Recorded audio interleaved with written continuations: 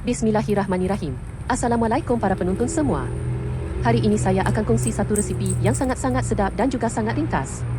Okey, mari kita mulakan penceritaan. Langkah pertama, jerang periuk, buka api dapur dan masukkan minyak masak untuk menumis. Tunggu sebentar, biarkan minyak tadi panas. Okey, sekarang minyak pun sudah panas.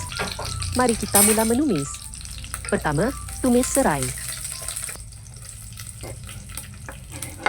Bawang besar, bawang putih, halia dan buah keras yang sudah dihaluskan. Tumis sehingga layu. Setelah layu, masukkan sedikit ketumbar, biji. Gaul rata. Kemudian masukkan ubi kentang, sebuku serta lada hitam, biji.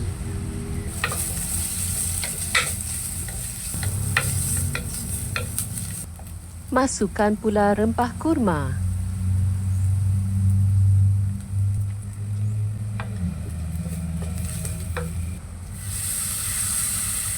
Kemudian masukkan air yang telah ditapis.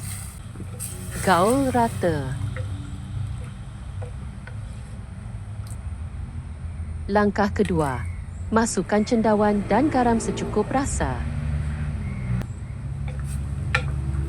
Kacau. Tutup periuk dan tunggu sehingga kuah mendidih. Langkah ketiga, tambah 1 mangkuk air lagi. Tutup periuk sekali lagi dan tunggu kuah mendidih sekali lagi. Langkah keempat, kuah sudah pun mendidih. Apalagi, angkat penutup periuk dan masukkan dada ayam yang sudah dibersihkan. Tutup periuk sekali lagi dan tunggu ayam empuk.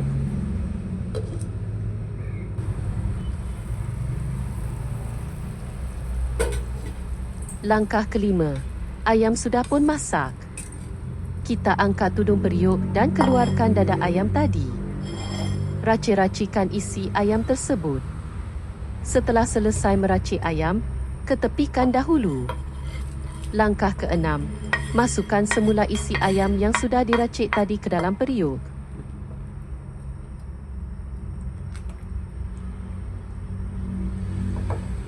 Masukkan gula merah secukup rasa. Kacau rata.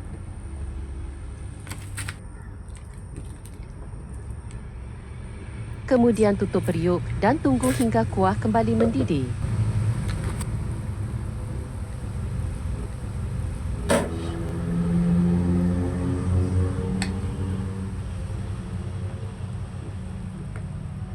Langkah ketujuh, kuah sudah pun mendidih. Angkat penutup periuk dan taburkan bawang goreng serta daun sup. Tutup api dan biarkan uap naik seketika.